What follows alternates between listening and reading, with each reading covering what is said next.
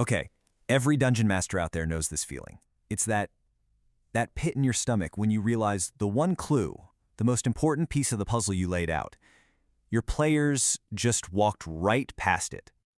I mean, seriously, have you ever had this moment? I'm talking to you. I am willing to bet the answer is a resounding yes. It starts like this, right? You describe something, and you describe it clearly. I mean, you've spent time on this. You've picked the perfect words.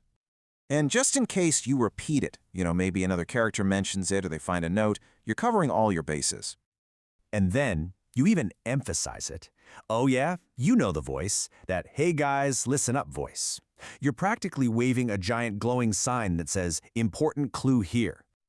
And after all of that, hours, maybe even a whole session later, one of your players turns to you, head cocked to the side, and asks, "Wait, that thing you said, was that important?" And here's the thing, and this is absolutely crucial. That's not a player problem. No, seriously, they aren't bad players. They're not trying to ignore you. It's an information problem. For them, that clue was basically invisible. And today, we're going to figure out why, and more importantly, how to fix it.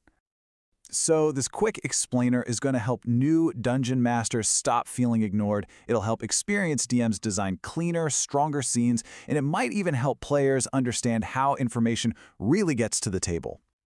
All right, let's dive right into the core problem, the invisible clue.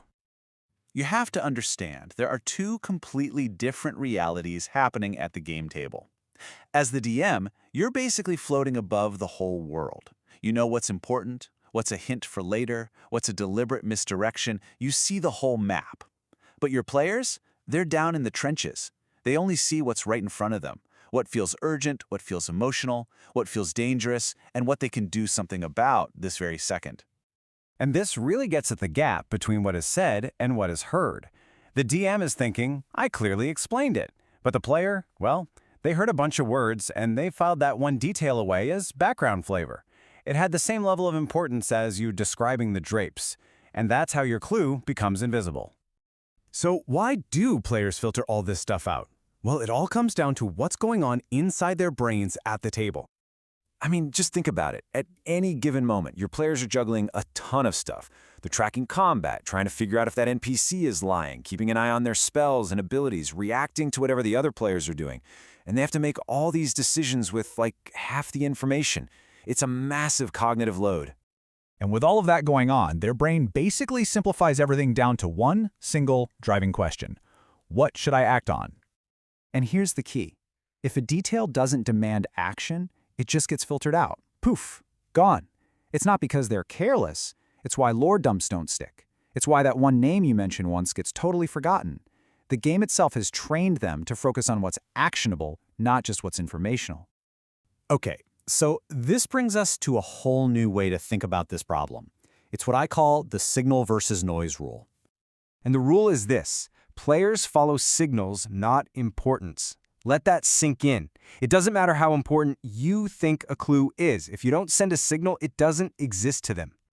So what's a signal? Well, simply put, a signal is anything that communicates to the players, this matters.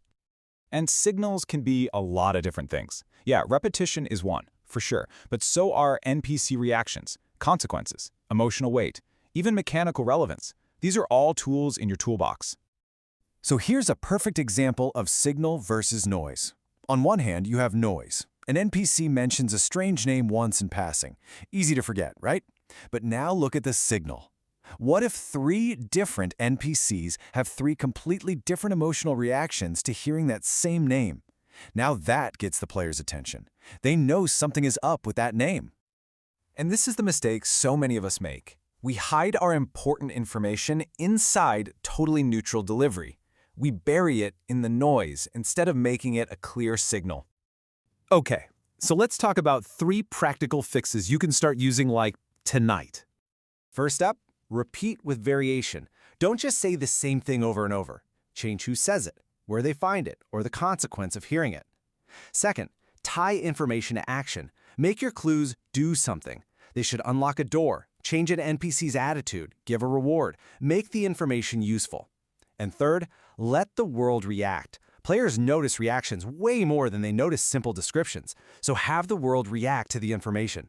That makes it visible. So the takeaway here is really about a new mindset for how you make your clues visible. And it all comes back to this. If players miss your clues, it's not a player problem, it's a signal problem. When you start designing better signals, you'll find your players engage so much more naturally. So I want to leave you with a question to think about and maybe drop in the comments. What's the most important clue your players ever completely ignored? I bet we've all got some great stories about that one.